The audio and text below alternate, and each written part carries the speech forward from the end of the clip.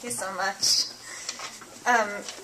Kristin's our last reader of the night, and it goes without saying that none of this would have been possible without Kristin. She thought she was just submitting to this series, but then got roped into being co-curator. We're also going to do another evening of NYU Poetry on March 25th, and hopefully there are some other MFA nights in the works. So I hope you guys all come back and hear what other people are doing and hear all the great new stuff that's happening in the world. Kristin is a graduate of Sarah Lawrence College and a co-founder of the collaborative zine Call and Response. What I love about Kristin's poems is their immediacy and the directness of her emotional language. Her poems create a kind of gentle terror full of ghosts and grief and fog, but their eerie beauty is always firmly grounded in the most human kind of sight. Her poems make surprising, intuitive leaps and hairpin turns and end up in places you never thought you'd go. Kristin.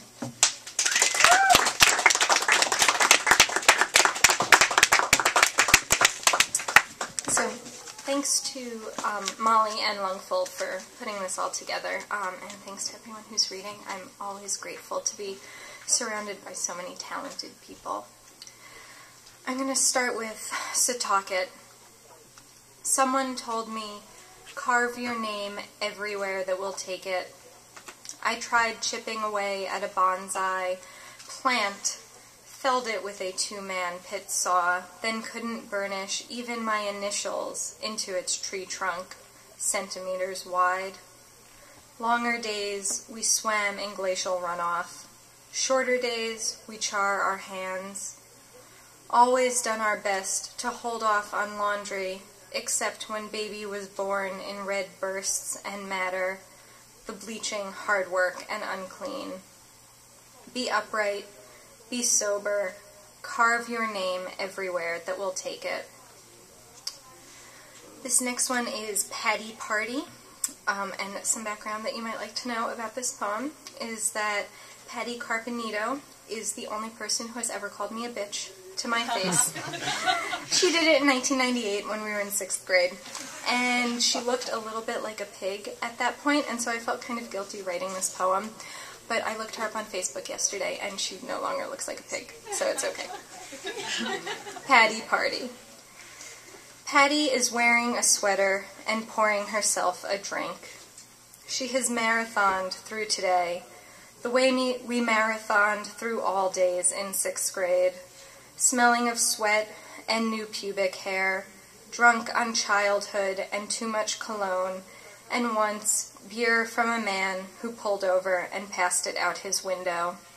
All the merciless boy warriors chanting, "Mine, this is mine, I'm telling on you," and sometimes exploding frogs, poor, wet, bony things.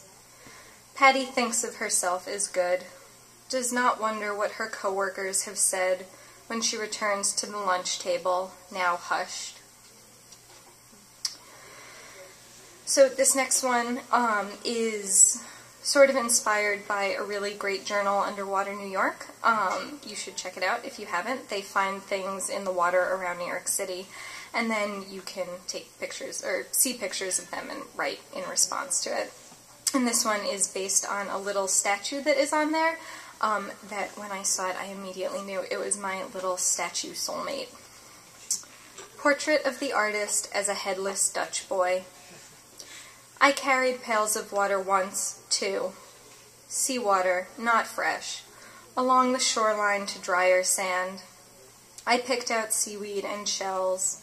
I did not pour my buckets into troughs, feed hungry cows, or plant bulbs, but I worked in my own way. Without heads on our shoulders, we think clearer, and I understand you, small porcelain figure. I thought I was a tulip once, but you and I, we are the same in our way. White, bloated skin, you are cold and drowned. Washing up on the shores of America, you wanted some new life in a cabinet. Painted smooth, someone thought of eternity, your face, and sent you on your way. Your work is done now, little boy. Rest. Ebst.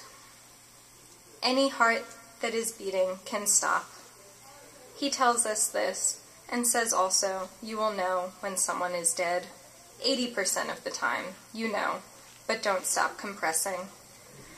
This is not one of the rules for when to stop. You keep pressing, not until they are dead, but until you are exhausted.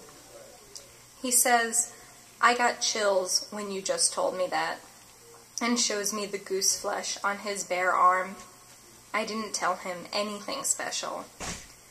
When I am bruising my palms over a mannequin, I think about rowing that boat alone, early morning, and on the brown glass of lake, drowned women floating just under the surface, waterweed for hair. And this is going to be my last one.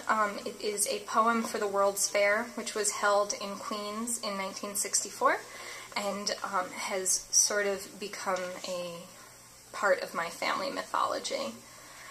Progress, 1964.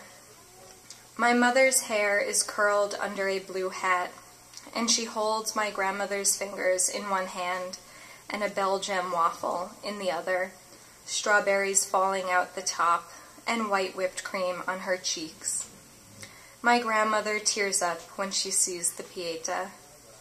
Years later, my mother will tear up when she sees the Sistine Chapel.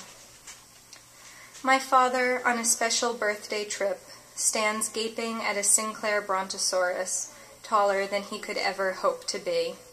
He writes down the same date, 12 years earlier, and gazes into the first computer he will ever see. The screen blinks. Nuclear testing in Nevada. They both come away from Queens, knowing their names will be remembered in 5,000 years, confident in the future's imminence, secure in that future's nostalgia for their own time. Somewhere in Alaska, the ground is shaking. My parents have not yet met, but they are both humming. There's a great, big, beautiful tomorrow. Thank you.